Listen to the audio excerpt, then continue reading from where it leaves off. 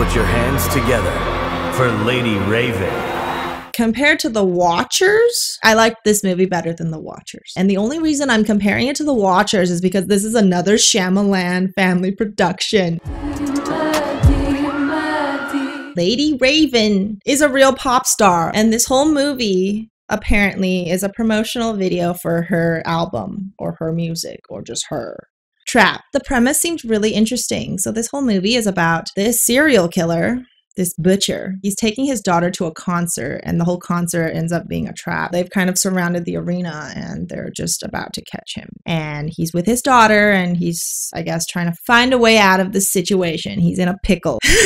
I don't know why it sounded stupid now that I've laid it all out, but this reminded me of back in the day when I went to concerts like these popular pop concerts. This might be the nostalgia talking, but I kind of enjoyed this movie. It was very dumb though.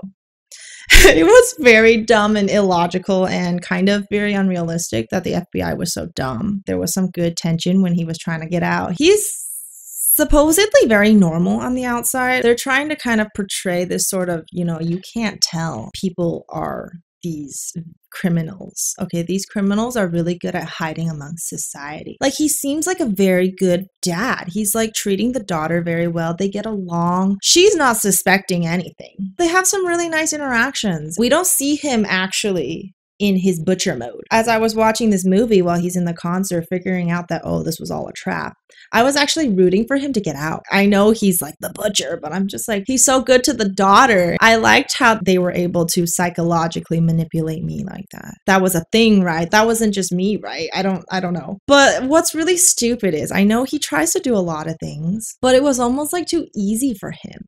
He finds out that this is all a trap because this employee was also a very gullible employee, because he just thinks that butcher dude is such a great dad just because he let the girl in front of his daughter get the last shirt that they both wanted. It's okay, Riley. Let her have it. She really wants it. We can find another one later. It was a very normal thing to do as a parent, but this employee guy just thought that, oh my God, angel from the heavens, we don't see families like this anymore. I'm gonna hook you up with like some shirts in the back. And then they just become kind of best buddies or something. Okay, in any other situation, this would have been strange. But in a scenario where you as the employee already know that this is an FBI operation and this guy that you met kind of fits the profile of the guy you're trying to catch, and he's not even being alert or anything. This whole concert? It's a trap. A lot of the characters in this, they weren't even on high alert. They were just acting like this was just a normal concert. Butcher guy was supposed to blend. Cooper, okay, I'm forgetting his name. Cooper, the butcher guy, the dad. He's trying to blend in, but it's really kind of off. I don't know if it's obvious because as the viewer, we're kind of following him and we kind of know it's him. You cool? Yeah. He does a lot of things that I'm just like, if they just replayed the CCTV, they probably could have caught him. Y'all set up a bunch of cameras, but no one's reviewing the footage. Like, what is happening? The other interesting aspect about this movie is we kind of get a glimpse into his sort of psychology with how he ended up this way. He had like mommy issues. It was never explored. I liked how they tried to put it in there. Like, he had like visions of his mom, and which I didn't know was his mom. And then at one point I thought the FBI lady leading the operation was his mom, because they both kind of have the same white hair.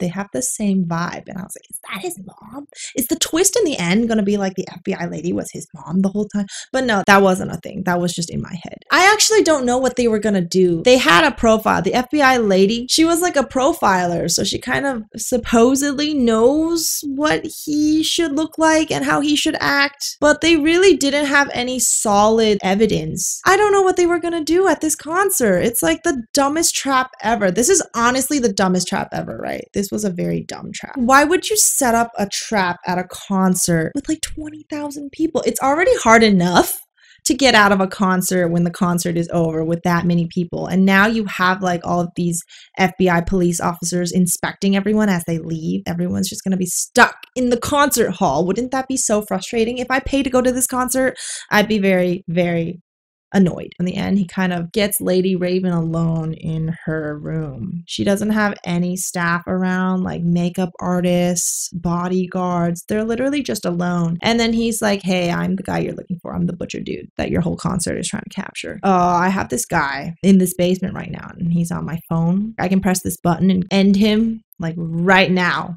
if you don't take me and my daughter out of your concert without getting caught. Or something like that. It was so weird. Oh my God, that was such a bad reason. I feel like if I were Lady Raven, she's like this big Taylor Swift-esque celebrity. This was kind of like a trolley problem, wasn't it?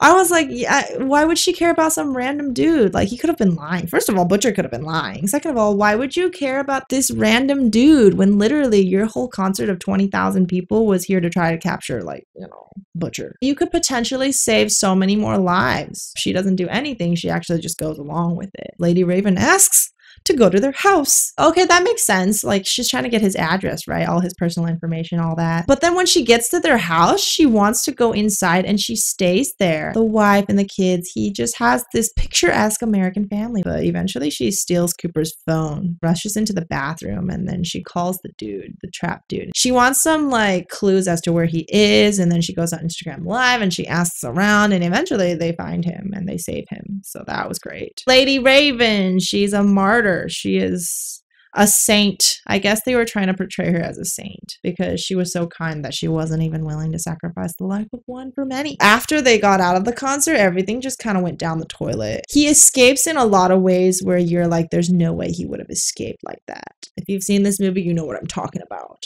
The freaking tunnel, the limousine, the bicycle. No, that's not happening. And the scene where he actually goes back to the house and he confronts the wife. And we found out that the twist is that the wife was already suspecting he was the butcher. And she was the one that left the concert receipt at one of the places that they were kind of trying to track him down, which was the tip that the police got, which is what made them set up the trap. That was a very convoluted way to get your husband caught if you were really suspecting him. Like, you could have just anonymously called the police and none of the concert stuff had to happen, but they needed this movie to promote M. Night's Daughter's album. In the end, she feeds him poison pie. And then he gets caught. They didn't try to hash out anything after. They're like, oh, concert to promote the album. After that, it's just like, we don't really care. Let's just make something happen. Okay, just to sort of get some sort of a resolution. They could have done more with like the whole motherly trauma, mommy issue thing. I like the idea of him being like a family man. He's actually a really good dad. Everything is fine about him. He's like a firefighter. Everything's gonna work out with those girls at school. Rachel, the water heater guy's coming on Tuesday. Don't let him trick you into buying a new one. It works fine. Logan, don't forget to hand in that science project, buddy. He's pretty normal otherwise, and he just has this really dark side where he's the butcher, but that's like his only flaw.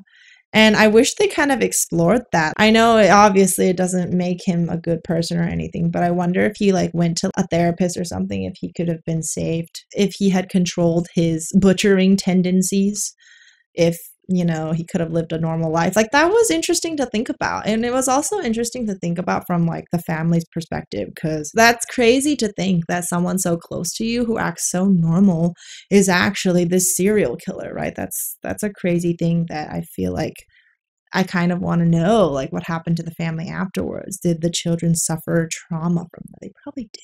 They probably did. But that's not what this movie is.